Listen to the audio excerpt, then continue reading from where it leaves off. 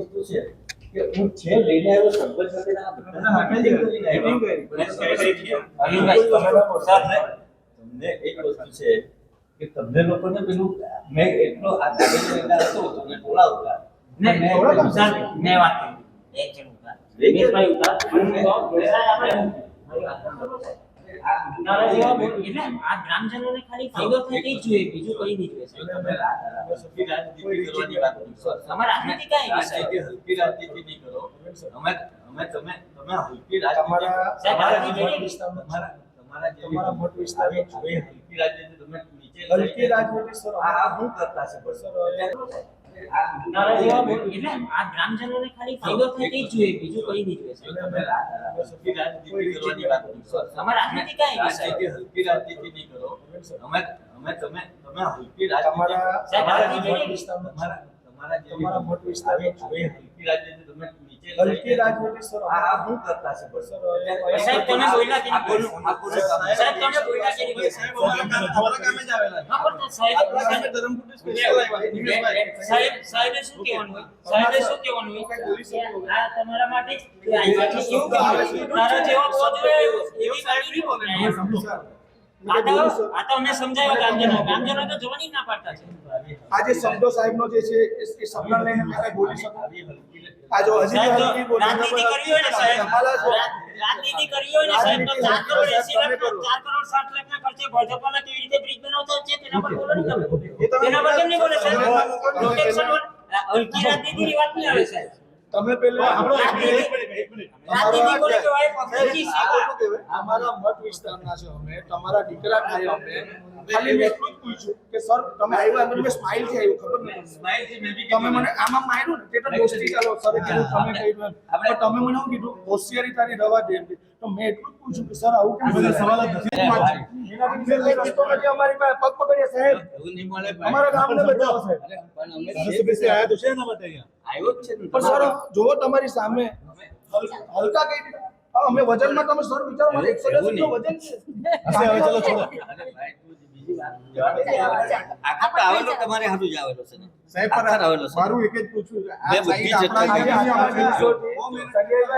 સંજયભાઈ તમે એમએલએ બહુ મહેનત કરી. હું તમારી રિસોર્સ માટે પરેશાન થાય ને ત્યારે તમે કોઈ આવતા જ નથી. તો બેન જે મૂળ સવાલ છે એ ભાઈ મૂળ સવાલ છે આટલો છે કે શું મદદ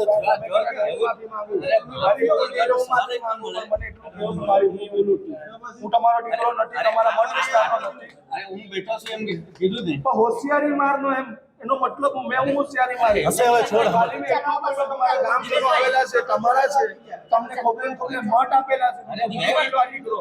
પોતાની ગામની વાત કરે ને મારી ગામની વાત કરે ને હવે મૂળ મુદ્દો એ છે હવે શું છે બોલ બસ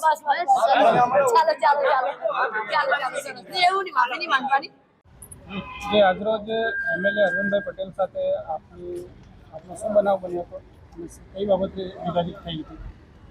અમે આજે ઠક્કરવાળા ગામજનો સાથે વલસાડ કલેક્ટર સાહેબ શ્રીની કચેરીએ આવ્યા હતા આવેદનપત્ર આપવા માટે. જે અમારા ગામ એટલે કે હું જે ઓવાળા ગામથી આવું છું તો મારા ઓવાળા ગામના છેવાડાના નાકે જે ડમ્પિંગ સાઇટ પ્લાન્ટ આવી રહ્યો છે કચરો એટલે કે વલસાડ શહેરીજનોનો કચરો, તો એના વિરોધમાં અમે ઓવાળા ગામજનો આ મહિનાની 18 તારીખે કલેક્ટર સાહેબશ્રીને આવેદનપત્ર આપી ગયેલા હતા. અરવિંદભાઈ સાથે આપનો શું બનાવ બન્યો? અરવિંદભાઈ ધારાસભ્ય શ્રી અચાનક મને 4 વ્હીલમાંથી ઉતરતા દેખાયા અને હું મારી બાઇક લેવા જતો હતો.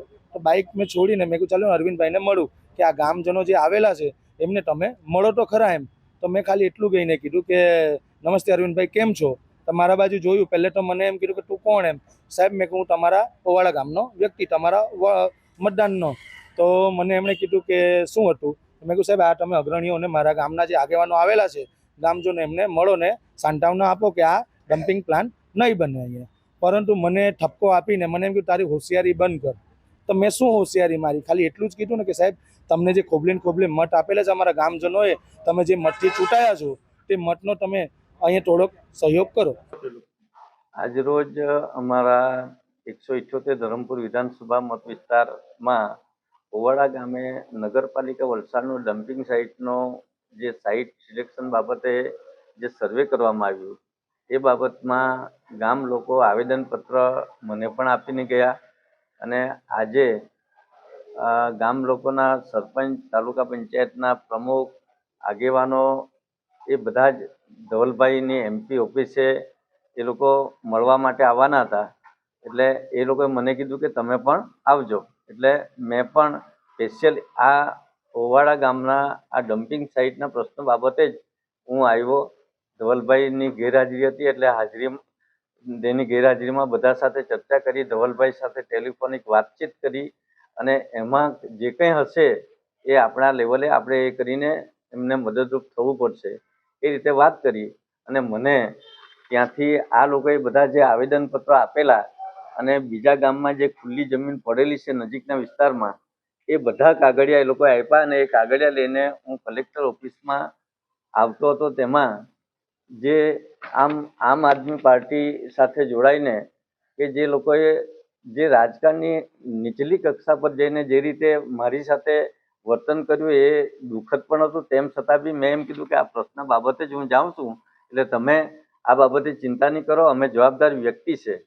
તો એ લોકોએ લાગણીને ઠેસ તેની પહોંચી એમ કહે છે, પરંતુ આ લોકોને આ રીતે રાજકારણ કરવા માટે સિવાય બીજા કોઈ પ્રશ્ન નથી.